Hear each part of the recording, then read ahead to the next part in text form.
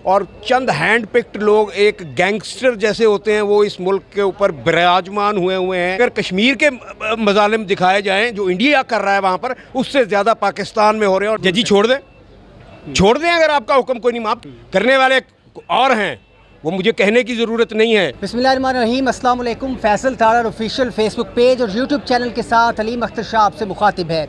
इस वक्त इस्लामाबाद में आल पाकिस्तान लॉयर्स कन्वेंशन में मैं मौजूद हूँ, जहाँ पर खुर्रम लतीफ़ खोसा इस वक्त मेरे साथ मौजूद है। इनसे पूछते हैं, सर अगर समराइज़ किया जाए, अगर मैं ये पूछूँ कि आल पाकिस्तान लॉयर्स कन्वेंशन का 1 पॉइंट एजेंडा क्या है, तो आप क्या कहेंगे? 1 point agenda 1 liner rule of law है और इसके अंदर हर चीज़ समो जाती है।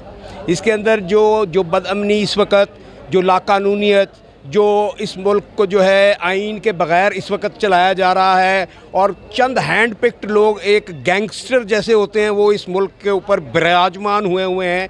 ये जो आज आवाज़ है ये ऑल पाकिस्तान वकला कन्वेंशन की तो है, लेकिन ये दिलों की धड़कन उन गरीब आवाम की हम यहाँ पर एको कर रही है, जो बेचारे बिजली के बिल नहीं दे सकते, जो बेरोज़गार हैं, जो बच्चियाँ उठा के ले गए हैं, ये जो बच्चे उठा के ले गए हैं, ये जो बुज़ुर्गों को इन्होंने जो हाल किया हुआ है, जो जेलों में जिस तरह पाबंद सलासल किया हुआ है, ये तो कभी वहाँ मैं समझता हूँ कि अगर कश्मीर के मजालिम दिखाए जाएँ जो इंडिया कर रहा है वहाँ पर, उससे ज़्यादा पाकिस्तान में हो रहे हैं। और ये शर्म की बात है कि हम अपने ही मुल्क में अपने ही अवाम को, अपनी ही पार्लियामेंट को कॉन्कर कर रहे हैं और हम उसी पे कब्जा करके बार बार, और हम ये बताना चाह रहे हैं कि यू ब्लडी वॉटेवर वो कहते हैं, सीवीज कहते हैं या वॉटेवर कहते हैं, वो ये भाई क्या करना चाह रहे हो आप इस मुल्क के साथ? खुदा का खौफ करो। एक इस मुल्क को, इस पाकिस्तान को आज़ाद करवाया था एक तहमत वाले आम बंदे ने, उसको लीड किया था मोहम्मद अली जिन्ना ने, जो आपको कह के गए थे कि you are not to rule the people, you are to serve them, you are to serve them. ये इंग्लिश में लफ्ज़ है, अगर आपको नहीं समझ आती तो आप खिदमत के लिए उन विराजमान हैं कुर्सियों के ऊपर, वो चाहे अदालतों में हो, वो चाहे ब्यूरोक्रेसी की हो या किसी की अक्रॉस द बोर्ड हो। तो आप जो काम आपका है खुदारा वो कीजिए, ये तजर्बे छोड़ दीजिए।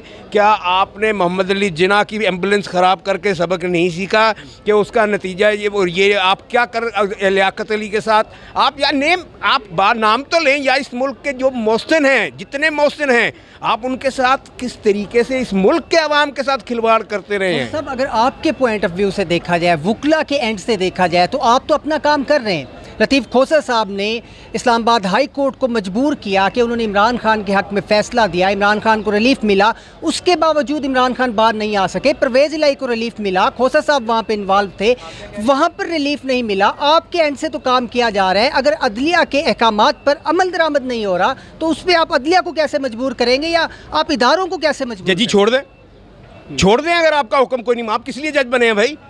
और अल्लाह के बंदे, अल्लाह को जान देनी है। ये दुनिया आर्जी है, ये ज़िंदगी आर्जी है। अपने से पहले जजेस देखो कब्रिस्तान में पड़े हुए हैं।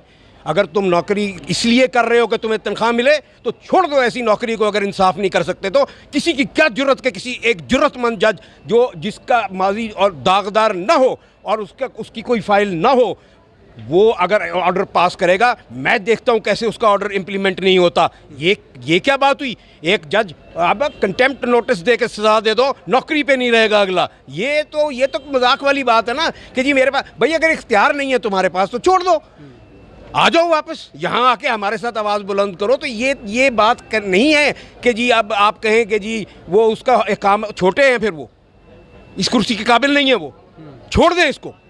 मत अपने आप को क़यामत के दिन उस रब के सामने न रुस्वा हो, न जलील हो, न इस दुनिया में रुस्वा हो, सुरखरू हो जाएं। तो सब पहले अदालती अहकामात को जब वायोलेट किया जाता था तो कहा जाता था पीडीएम की फैशियस हुकूमत है जो अहकामात को रोनती चली जा रही है। अब तो पीडीएम नहीं है, अब तो निगरान सेटअप है। क्या निगरान सेटअप इस कदर ताकतवर है कि वो अदालती अहकामात को डालता है? ये गिनी पिग्स हैं, ये कुछ भी नहीं है। ये कुछ भी नहीं है। करने वाले और हैं, वो मुझे कहने की ज़रूरत नहीं है।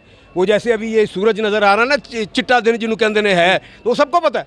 बस कर दो यार, बस कर दो इस मुल्क के अवाम के साथ खिलवाड़, बस कर दो। IPP से जो खून निचोड़ रहे हो, लेके आओ एग्रीमेंट्स कौन से हैं आपके, बताओ बिजली कितने की बन रही है एक्चुअली और कितने की अवाम को आप दे रहे हो, कि आपने सारा खून अवाम का निचोड़ना है। भाई कहाँ गया वो IMF का एग्रीमेंट जिसमें आपको रिलीफ मिल गया था? आप तो अब और एक झूठ बोल रहे हैं जी, वो इतने 5 साल में। और यार 5 साल, तुम 5 साल के लिए तो आए नहीं हो, 5 साल में जी इतना डॉलर आ जाएगा, फलां हो जाएगा। और यार जुल्म करना बंद कर दो। तुम जहन्नुम में अल्लाह ताला ने खुद एक चीज़ डिफ़ाइन कर दी है, एक फार्मूला दे दी है, बच लो उससे। हम तो यही कह सकते हैं कि हम तुम पे रहम की नज़र से, तरस की नज़र से देख रहे हैं कि तुम्हारा अगला हाल बहुत बुरा होना है। साहब, आज बाकायदा तौर पर आपने पोस्टर आवेज़ा किए कि मिलिट्री कोर्ट्स नामंजूर। ऐसा लगता है आज एक एजेंडा मिलिट्री कोर्ट्स के अगेंस्ट भी है इस कन्वेंशन। देखिए वो आइन की बात है, आइन के अंदर कोई इजाज़त नहीं है मिलिट्री कोर्ट्स की। और माजरत के साथ ये 65 का भी जो एक्ट बना हुआ है, ये उस वक़्त बना था। क्या अब हम किसी वॉर में हैं? या ये यहाँ पर जो है आप, ये वाहिद इस्लामी मुल्क है जिसके अंदर फंडामेंटल राइट्स शायद आइन में चस्पा किए हुए थे, मगर अब लगता है कि उनको भी रबड़ से मिटाने की कोशिश की जा रही है। और ये तो मैं तो ये एक्सपेक्ट कर रहा हूँ, जो लग रहा है कि ये सांस लेने पे भी टैक्स लगाएंगे, कि IMF ने कहा है कि आपके मुल्क में इतनी ऑक्सीजन है, इतने दरख्त लगे हैं, तो पर आप जो है उसके इतना वो टैक्स दें ताकि हम आपके ट्यूबवेल चला के तो दरख्तों को पानी दे सकें। अच्छा, जिस तरह आप मिलिट्री कोर्ट्स को टॉलरेट नहीं करते, ये तो आपका एक रेलिवेंट सब्जेक्ट भी है। इसके साथ साथ जो चीफ ऑफ आर्मी स्टाफ मुलाकातें कर रहे हैं ताजरों से, जो मुएशत की बहाली की बातें वो कर रहे हैं, क्या उसको भी आप कंडेम करते हैं? आप समझते हैं कि मुएशत बहाल होनी चाहिए चाहे जो भी करे? ये कोई नहीं है। अयूब खान ने क्या किया था, टिक्का खान ने क्या किया था, ज़ियाउल हक ने क्या किया था, मुशर्रफ ने क्या किया था? मईशत बहाल तो थे ना, पता तो था ना। मईशत बहाल हो गई। मेरा सवाल ये है, मईशत बहाल हो गई, पाकिस्तान तरक्की की राहों पे गामजन हो गया। दूध और शहद की ये आईने दस्तूर जो बेआइन है, ये शहर और ये मुल्क जिसको ये आईने दस्तूर कहते हैं, जिस मुल्क में दस्तूर नहीं है इस वक्त, क्या यहाँ दूध की नहर चल रही है? तो खुद सोचें यार। मैं वकील हूँ, मुझे को कहे जहाज़ उड़ा, मैं जहाज़ क्रैश कर दूंगा। भाई तुम्हारा काम सियासत है ही नहीं है, तुम क्यों सियासत में घुसते हो? और शरीफ आदमी जाने दो, बस कर दो यार। 76 years are enough for what you have done with this country। और मैं जजिस को भी ये कहूँगा, पास कर दो यार। अगर नहीं होती जजी, खुदा के लिए हम कोई किसी पार्लियामेंट को कह के आपके वैसे वजीफे लगवा देंगे। कानून आपके चैम्बर के दरवाजे खुले हैं, अगर कुछ जज छोड़ के आपको आ जाए, बिस्मिल्लाह, वेलकम। अच्छा खोसा साहब, टुवर्ड्स एंडिंग मुझे लास्ट में ये कमेंट दे दें, अगर 90 दिन की आईनी मुद्दत जो अब कम रह गए हैं उसमें इंतखाबात नहीं होते, तो क्या वकला से किसी तहरीक की एक्सपेक्टेशन लगाई जा सकती है, या फिर वकला सियासतदानों के एंड पर ही ये जो खूबसूरत आपने भी जुमला बोला 90 दिन का, मुझे अब वो मर गया, मैं क्या कहूँ। खुदा ने उसको हवा में ही फना कर दिया था कि उसने कहा भुट्टो की शक्ल कोई ना देखे, उसकी शक्ल वैसे ही अल्लाह ने गायब कर दी। ज़ियाउल हक याद आ जाता है, यहीं कहीं आसपास ही दफन है वो जबड़ा चौक जिसको कहते हैं। तो 90 दिन से मुझे वो सुनाई देता है। 90 दिन जो आइन कहता है, एक दिन भी ऊपर नहीं जाना चाहिए। और देख लें तारीख़ में जिस शख्स ने अल्लाह के कानून से टक्कर ली है, पाकिस्तान के आइन से टक्कर ली है, वो हवा में फना हो गया है, या उसको इस मुल्क में आखिरी सांसों की भी मोहलत नहीं मिली, वो जाके कहीं दुबई में ही मरा है। उसको भले झंडे में लपेट के आप दफन करते रहें, आप भले एक जबड़ा लेके कहें कि जी यहाँ दफन कर दिया है, लेकिन खुदा की लाठी बेआवाज़ है।